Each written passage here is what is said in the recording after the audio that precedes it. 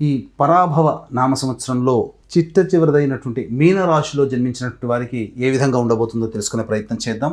ఆదాయం 14, వ్యయం 11, రాజ్యపూజ్యం 7, అవమానం 2.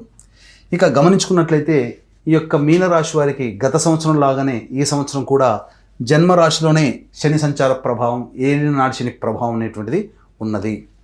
అంతేకాకుండా అగ్నికి ఆజ్యం పోసినట్టుగా రాష్ట్రాధిపతి అయినటువంటి గురువు కూడాను ప్రధానంగా మే 31వ తారీఖు వరకు కూడాను అర్ధాష్టమ గురు ప్రభావం, ఇటు జన్మశని ప్రభావం వెరసి కాస్త ఇబ్బందికర పరిస్థితులు అనేటువంటివి ఈ మీనరాశిలో జన్మించినటువంటి వారికి ఉండబోతుంది. అయితే దీనివల్ల ఏం జరుగుతుంది? ముఖ్యంగా పెద్దల యొక్క సహాయ సహకారాలు అందకపోవడం, చేస్తున్నటువంటి వృత్తి ఉద్యోగ వ్యాపారాలలో ఒడిదుడుకులు, కష్ట నష్టాలు, ఆర్థిక బాధలు, సమస్యలు అనేటువంటివి పెరుగుతూ ఉండడం, అందరూ ఉన్నా ఏకాకిగా ఉండేటువంటి పరిస్థితి రావడం, ఎవరూ మీ యొక్క ఆవేదనని, మీ యొక్క బాధని అర్థం చేసుకొని ముందుకు వచ్చి సహాయ సహకారాలు అందించలేకపోవడము, నా అనుకున్న వాళ్ళే దూరం జరుగుతూ ఉండడము, అలాగే మనం అప్పులు ఇచ్చినప్పటికీ కూడా తిరిగి మళ్ళీ మనకు తీర్చలేకపోవడం, మనం రుణాలు చేయాల్సినటువంటి పరిస్థితి రావడము, అలాగే ముఖ్యంగా ఉద్యోగాన్ని కోల్పోవాల్సినటువంటి పరిస్థితి రావడం, ఇలా ఒకటా రెండా మానసికమైనటువంటి సంఘర్షణ, అలాగే జరిగేటువంటి పనులకి కూడా మనం ఏమీ చేయలేని నిస్సహాయ స్థితిలో ఉండడం అనేటువంటిది ఈ యొక్క మీనరాశిలో జన్మించినటువంటి వారికి ప్రధానంగా జన్మశని ప్రభావము, గురువు కూడా అర్ధాష్టమ గురు ప్రభావం మే 31వ తారీఖు వరకు ఉండబోతుంది. అయితే మీనరాశి వాళ్ళు భయపడాల్సినటువంటిది, కలత చెందాల్సినటువంటి అవసరం లేదు.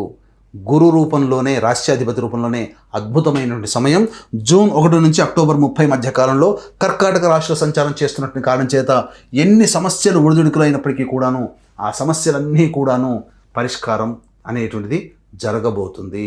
తద్వారా అనుకూలమైనటువంటి పరిస్థితులు ఉంటాయి. కాబట్టి ఏదైనా కానీ కాస్త ఆశావాహ దృక్పథం, జీవితంలో పైకెదుగుతాము, అన్ని విధాలుగా సమస్యను ఎదుర్కొని మనం అనుకున్నది సాధించగలుగుతామనేటువంటి యొక్క నమ్మకం మాత్రం జూన్ 1 నుంచి అక్టోబర్ 30వ తారీఖు మధ్యకాలంలో మీకు ఏర్పడుతుంది. అంది వచ్చినటువంటి అవకాశాన్ని సద్వినియోగపరుచుకొని తదనుగుణంగా పెద్దల యొక్క సహాయ సహకారాలతో, సూచనలతో ముందడుగు వేసి మీరు గనక ప్రయత్నాలు గనక మొదలుపెట్టినట్లయితే విజయం మిమ్మల్ని వరిస్తుంది. కానీ వీటన్నిటికీతో పాటుగా దైవానుగ్రహం తప్పని. ఎందుకంటే గత జన్మ కర్మకి కారకుడైనటువంటి శని ప్రభావం కూడా ఈ యొక్క సంబంధించినటువంటి రాశిలోని స్థితి పొందిన కారణం చేత దైవానుగ్రహంతోనే అన్ని దోషాలని దాటి మీరు ముందడుగు వేస్తారని చెప్పవచ్చు. ఇక ప్రధానంగా అక్టోబర్ 31 నుంచి జనవరి 24వ తారీఖు వరకు ఈ యొక్క మీనరాశిలో జన్మించినటువంటి వారికి గురు షష్టమ రాశి సంచార ప్రభావం చేత రుణ బాధలు ఎక్కువగా అవుతుండడము, వ్యాపారాల్లో ఇప్పటి వరకు మీ దగ్గర క్రెడిట్ తీసుకొని ఉన్నటువంటి వాళ్ళు మళ్ళీ మీకు తీర్చలేకపోవడము, మీరు అప్పులు ఇచ్చినటువంటి వాళ్ళు మొహం చాటేయడం, ఇలాంటివి జరుగుతుంటాయి. ఆర్థిక పరంగా నష్టాలు అనేటువంటివి జరిగేటువంటి అవకాశము గోచరమవుతుంది. ఉద్యోగాలలో ఒడిదుడుకులు ఎదుర్కోవాల్సిన వస్తుంది. అధికారులు, ఉన్నత ఉద్యోగుల యొక్క ఆగ్రహానికి గురవ్వాల్సినటువంటి పరిస్థితి ఈ సమయంలో ఎదురవుతుంది. కాబట్టి జాగ్రత్తలు పాటించండి. మళ్ళీ జనవరి 24 నుంచి ఉగాది వరకు మళ్ళీ కర్కాటక రాశిలో సంచారం చేస్తున్నటువంటి కారణం చేత మళ్ళీ తిరిగి కోల్పోయినటువంటి వైభవం జూన్ 1 నుంచి అక్టోబర్ 30 వరకు ఎలా ఉన్నదో అదే విధమైనటువంటి స్థాయి కూడా మళ్ళీ ఉంటుంది. అంటే మొత్తం 7.5 నెలల పాటు గురువు అనుకూలంగా ఉన్నటువంటి ఈ కారణం చేత ఎన్ని ప్రభావాలు ఎదురైనప్పటికీ కూడాను మీకు యోగదాయకంగా ఉంటుంది అని చెప్పవచ్చు. అయితే ఈ యొక్క మీనరాశి వారికి వ్యయ రాహువు డిసెంబర్ 5 వరకు ఉన్నటువంటి కారణం చేత గృహంలో చోర భయము, అగ్ని భయము, ఏదో జరిగిపోతుంది, ఏదో ఇబ్బందులు అవుతాయని ఒక భయాందోళనతో కూడుకున్నటువంటి జీవితాన్ని గడుపుతారు. అంతేకాకుండా కేతువు షష్టమ స్థానంలో ఉండి సంపూర్ణంగా యోగాన్ని కలగజేస్తూ డిసెంబర్ 5 వరకు ఉంటే, ఆ తదనంతరం కేతువు పంచమ స్థానంలో ఉండి సరైన నిర్ణయాన్ని తీసుకోలేనటువంటి పరిస్థితిని కలగజేస్తాడు. కానీ రాహువు మళ్ళీ యోగ స్థానంలోకి వచ్చి అత్యద్భుతమైనటువంటి పెద్దల యొక్క సహాయ సూచనలతో ఈ రాహువు మకర రాశిలో సంచారం డిసెంబర్ 5 నుంచి చేస్తారు. కాబట్టి అది యోగిస్తుంది. ఏ తర్వాత చెప్పొచ్చేది ఏమిటంటే జూన్ 1 నుంచి October 30, June, July, August, September, October 5 నెలలు, అలాగే జనవరి 24 నుంచి ఉగాది వరకు అంటే 2.5 నెలలు, మొత్తం 7.5 నెలలు మీకు సంపూర్ణంగా అనుకూలంగా ఉండబోతుంది.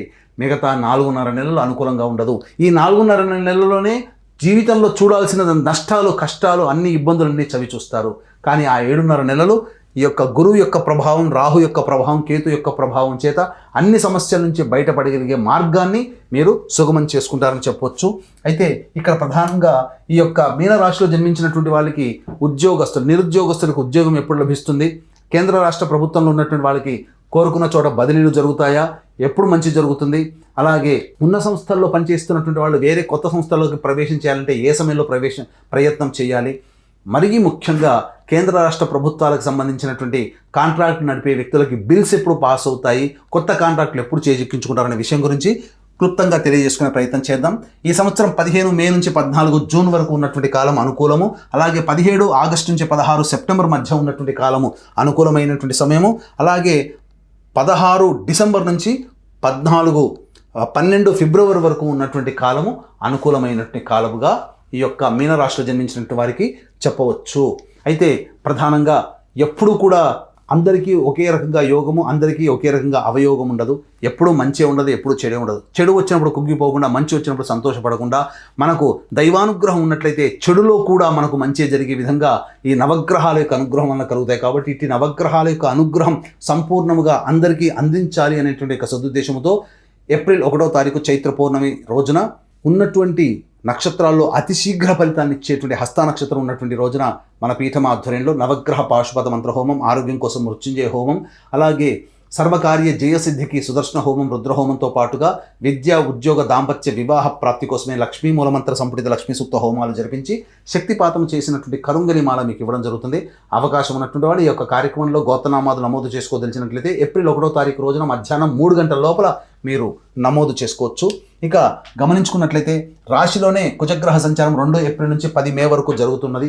ఈ కారణం వల్ల ప్రధానంగా ఏలినాటి శని ప్రభావం, అలాగే కుజుడు కూడాను జన్మరాశిలో సంచారం చేస్తున్నటువంటి కారణం చేత ఒక రకమైనటువంటి వైరుధ్య భావము, వియోగము, మళ్ళీ కోరిక కలగడం, అంటే ఏ పని ఎందైనా ఆసక్తి కలుగుతుంది, అంతే విధంగా విరక్తి కూడా కలుగుతుంది అనే విషయాన్ని గమనించుకోవాలి. 11 మే నుంచి 19 జూన్ వరకు ఉన్నటువంటి సమయం కుటుంబ సభ్యుల మధ్య వాగ్వివాదాలు జరిగేటువంటి అవకాశము, ఆరోగ్యపరంగా జాగ్రత్తలు పాటించాల్సినటువంటి పరిస్థితి, శస్త్రచికిత్సలు జరిగేటువంటి అవకాశంగా చెప్పవచ్చు. ముఖ్యంగా ఆస్తి సంబంధమైనటువంటి వ్యవహారాల్లో చర్చోపచర్చలు జరుగుతాయని చెప్పవచ్చు. 20 జూన్ నుంచి 1 ఆగస్టు వరకు ఉన్నటువంటి సమయం చాలా అనుకూలంగా ఉంటుంది. చేస్తున్నటువంటి వృత్తి ఉద్యోగాల్లో, వ్యాపారాల్లో ప్రోత్సాహకరంగా ఉంటాయి. విదేశీ యానానికి చాలా అనుకూలంగా ఉండేటువంటి సమయంగా చెప్పవచ్చు. ఇక 1 ఆగస్టు నుంచి 17 సెప్టెంబర్ మధ్య ఉన్నటువంటి కాలం ఏలినాటి శని ప్రభావం, అర్ధాష్టమ కుజ ప్రభావం. ఈ సమయం మాత్రం ఎప్పుడు కూడా అనుకూలంగా ఉండదు. చేసే ప్రతి పనులలో ఒక అడుగు ముందుకు అడుగు వేస్తే 4 అడుగులు వెనక్కి అన్నట్టుగా ఒడిదుడుకులతో సంబంధం ఉంటుంది. అంతేకాకుండా జూన్ 1వ తారీఖు నుంచి అక్టోబర్ 30వ తారీఖు వరకు కూడా ఉన్నటువంటి సమయం కూడా ప్రధానంగా గురువు బలం ఉన్నప్పటికీ కూడాను శని కుజ ప్రభావం అనుకూలంగా లేని కారణం చేత ఇబ్బందికర పరిస్థితులన్నింటినీ ఎదురవుతాయి. 18 సెప్టెంబర్ నుంచి 11 నవంబర్ వరకు ఉన్నటువంటి కాలము ప్రధానంగా గమనించుకున్నట్లయితే మీ ఆరోగ్యం పట్ల శ్రద్ధ వహించాల్సినటువంటి పరిస్థితి, శస్త్రచికిత్సలు జరిగే అవకాశం ఉంటుంది. జ్వరం కూడా వచ్చేటువంటి అవకాశం కూడా గోచరమవుతుందని చెప్పవచ్చు. మరి ముఖ్యంగా గమనించుకున్నట్లయితే ఈ యొక్క సంబంధించినటువంటి కష్టాలు, ఆర్థిక ఇబ్బందులు, ప్రయాణాల్లో అలసట, ఒత్తిడి అనేటువంటివి ఈ యొక్క 18 సెప్టెంబర్ నుంచి 11 నవంబర్ వరకు ఉంటుంది. అలాగే 12 నవంబర్ నుంచి 8 మార్చి వరకు కుజుడు స్తంభించి సింహరాశిలో స్థితి పొంది ఉండడం ఈ యొక్క మీనరాశిలో జన్మించినటువంటి వారికి చాలా యోగకాలం. అందుకనే గమనించుకున్నట్లయితే జనవరి 24 నుంచి ఉగాది వరకు ఈ యొక్క మీనరాశి వారికి యోగిస్తూ, కుజుడు కూడా యోగిస్తున్నటువంటి కారణం, రాహు కూడా యోగిస్తున్నటువంటి కారణం, అంతేకాకుండా కేతు కూడా యోగిస్తున్నాడు. ఒక్క శని ప్రభావం తప్ప మిగతా గ్రహాలన్నీ కూడా యోగిస్తున్నటువంటి కారణం చేత మీరు ఏదైతే ఈ సంవత్సరంలో కొత్త ప్రాజెక్టులు చేపట్టి దాని ద్వారా మంచి పరిస్థితిని, స్థితిగతుల్ని పొందాలని అనుకుంటారో, ఈ వచ్చే సంవత్సరం జనవరి 24 నుంచి ఉగాది లోపల మీ యొక్క కళలన్నీ కుటుంబం సాకారం చేసుకోగలుగుతారు.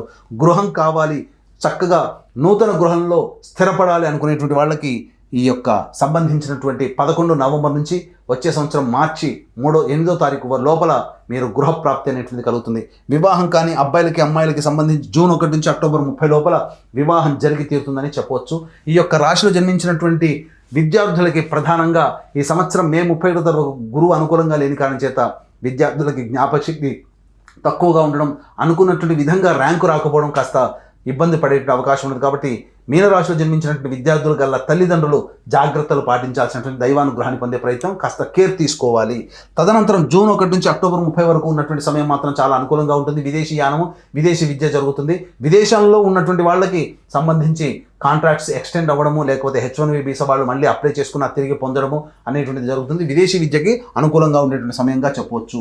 ఈ యొక్క రాశిలో జన్మించినటువంటి రాజకీయ రంగ ప్రముఖులు ఎవరైతే ఉంటారో వాళ్ళందరికీ కూడాను అనుకూలమైనటువంటి పదవులు లభిస్తాయి. ఎందుకంటే పార్టీ పెద్దల యొక్క అండదండలు సంపూర్ణంగా ఉంటాయి. కాకపోతే మీరు వాలంటరీ సర్వీస్ని ఎంచుకోవడం ఈ సంవత్సరం చేయడం ద్వారా భవిష్యత్తులో ఇంకా గట్టి పునాది వేసుకొని అనుకూలమైనటువంటి స్థితిగతుల్లో మీరు ఉండడానికి ఆస్కారం ఉంటుందని చెప్పవచ్చు. కాబట్టి మీ యొక్క సమయాన్ని, మీ యొక్క అవకాశాన్ని బట్టి మీరు నిర్ణయం తీసుకొని పార్టీ పదవిలో ఉండాలా, లేకపోతే ఇంకా సర్వీస్ చేస్తూ వాలంటరీ సర్వీస్ చేస్తూ ప్రజల యొక్క మన్నను పొందాలా అనేటువంటిది నిర్ణయం మీరే తీసుకోవాల్సినటువంటి పరిస్థితి అని చెప్పొచ్చు. ఈ యొక్క రాశిలో జన్మించినటువంటి క్రీడాకారులకి ప్రధానంగా అన్ని ప్రోత్సాహకాలు లభిస్తాయి. డిసెంబర్ తర్వాత చేసేటువంటి ప్రతి ప్రయత్నంలో కూడా ప్రోత్సాహకాలు లభించి అవార్డులు రివార్డులు సొంతం చేసుకుంటారు. మీ పేరు ప్రఖ్యాతులు చక్కగా ఉంటాయని చెప్పవచ్చు. అయితే ఈ యొక్క మీనరాశిలో జన్మించినటువంటి కళారంగంలో ఉన్నటువంటి వాళ్ళు, electronic and printing media, social media రంగంలో ఉన్నటువంటి వాళ్ళకి అన్ని విధాలుగా ప్రోత్సాహకాలు ఉంటాయి. కాకపోతే అంది వచ్చినటువంటి అవకాశాన్ని సద్వినియోగపరచుకోలేకపోతారు. నూతన నటీనటులకి మంచి అవకాశాలు లభిస్తాయని చెప్పవచ్చు. ప్రజల మన్నన పొందినటువంటి పాత్రల్లో మీరు చిరస్థాయిగా నిలిచిపోయే పాత్రలు మీకు లభిస్తాయని చెప్పవచ్చు. ఇక గమనించుకున్నట్లయితే ఈ యొక్క రాశిలో జన్మించినటువంటి రైతులకి ప్రధానంగా ఈ సంవత్సరం అంతా కూడా లాభదాయకంగా ఉంటుంది. కమర్షియల్ పంటలు కనుక వేసుకున్నట్లయితే అన్ని విధాలుగా మీకు యోగదాయకంగా ఉంటుందని చెప్పవచ్చు. ప్రథమార్థం కంటే ద్వితీయార్థంలో అనగా రెండో పంట వేసేటువంటి పంటల్లో మీకు అధిక దిగుబడి రాబడి, తద్వారా కౌలుదారులకు మీరు రుణం విముక్తులు అవుతారు. అలాగే ఇంట్లో శుభకార్యాలు కూడా జరుగుతాయని చెప్పవచ్చు. ఇక ప్రధానంగా చేసేటువంటి వృత్తి ఉద్యోగ వ్యాపారస్తులకైతే అన్ని విధాలుగా చెప్పినటువంటి సమయంలో జూన్ 1 నుంచి అక్టోబర్ 30 మళ్ళీ జనవరి 24 నుంచి వచ్చే సంవత్సరం ఉగాది వరకు ఉన్నటువంటి సమయం చాలా అనుకూలం. వ్యాపార విస్తరణ, ఉద్యోగంలో అభివృద్ధి, అలాగే అన్ని విధాలుగా ధనం సంబంధించినటువంటి ఆర్థికపరమైనటువంటి ఇబ్బందుల నుంచి బయటపడి మీ యొక్క కళల్ని సాకారం చేసుకుంటారని చెప్పొచ్చు. ఈ యొక్క రాశిలో జన్మించినటువంటి వారికి స్త్రీలకి ముఖ్యంగా గతంలో కంటే మీ యొక్క పేరు గొప్పగా పేరు ప్రతిష్టలు పొందినటువంటి ఉద్యోగంలో స్థిరపడతారు. మీరు చేసే ప్రతి పని ప్రజలకి సంబంధించి అనుకూలంగా ఉండడము, తద్వారా సంఘంలో కానీ కుటుంబంలో కానీ పేరు ప్రఖ్యాతులు పెరుగుతాయి. ఇదివరకు మిమ్మల్ని అవమానించిన వాళ్ళు మిమ్మల్ని గౌరవించి చక్కగా సాధారణంగా ఆహ్వానిస్తారు. కాకపోతే మిమ్మల్ని మీ పేరు వాడుకొని మీకు అపకీర్తి తెచ్చేటువంటి సంఘటనలు చోటు చేసుకుంటాయి. కాబట్టి అటువంటి వాళ్ళ పట్ల జాగ్రత్తలు పాటించండి. సంతానం వల్ల మీ యొక్క అభివృద్ధి అనేటువంటిది ఉంటుంది. అలాగే సంతానం మూలకంగా మీకు సంతోషం కలుగుతుంది. వాళ్ళ యొక్క పనితనం వల్ల మీకు మంచి జరిగే అవకాశం కూడా గోచరమవుతుందని చెప్పవచ్చు. అయితే ప్రధానంగా చోర భయం డిసెంబర్ 5వ తారీఖు వరకు కూడాను చోర భయం ఉండేటువంటి అవకాశం ఉంటుంది. అగ్ని ప్రమాదం కానీ, విలువైన వస్తువులు కోల్పోవడం కానీ జరిగేటువంటి అవకాశం ఉంటుంది. కాబట్టి జాగ్రత్తగా ఉండండి ఈ రాశిలో జన్మించినటువంటి స్త్రీలు. అయితే ఈ రాశిలో జన్మించినటువంటి స్త్రీలు జీవిత భాగస్వామితో ఎన్ని ఒడిదుడుకులు వచ్చినప్పటికీ కూడాను చర్చల ద్వారా పరిష్కరించుకొని వాటిని ముందడుగు వేయడం ద్వారా మంచి జరుగుతుందని గ్రహించాలి. అంతేకాకుండా ఈ రాశిలో జన్మించినటువంటి ప్రైవేట్ రంగంలో ఉన్నటువంటి వాళ్ళు ఆ ఉద్యోగ విరమణం చేసి కుటుంబం కోసం నిశ్చయం చేసుకోవాల్సినటువంటి పరిస్థితులు ఎదురవుతాయి. కేంద్ర రాష్ట్ర ప్రభుత్వాల్లో పనిచేసేటువంటి స్త్రీలు ఎవరైతే ఉంటారో వాళ్ళు వాళ్ళని VRS తీసుకొని తద్వారా కుటుంబానికి పరిమితం అవ్వాల్సినటువంటి పరిస్థితులు గోచరమవుతున్నాయని చెప్పొచ్చు. తర్వాత చెప్పొచ్చేది ఏమిటంటే ఈ యొక్క రాశిలో జన్మించినటువంటి వాళ్ళకి సమస్యలు అనేటువంటివి కూడా ఉంటాయి. కాబట్టి ఈ సమస్యలు అనేటువంటివి ఉన్నప్పుడు మీ ఇంటికి ఉత్తర దిక్కులో ఉన్నటువంటి శివాలయానికి కానీ విష్ణు ఆలయానికి చేరుకొని అక్కడ అర్చనాది కార్యక్రమాలు జరిపించి తులసిమాల మరియు బిల్వదళాల మాల, ఈ యొక్క ఈశ్వరునికి బిల్వదళము, వెంకటేశ్వర స్వామికి తులసిదళ మాల సమర్పించుకొని వచ్చినట్లయితే, అమ్మవారికి అర్చన చేసుకుని వచ్చినట్లయితే ఒక 3 రోజుల పాటు ఆ విధంగా కంటిన్యూస్గా చేయండి. సమస్య తప్పకుండా పరిష్కారం అవుతుంది.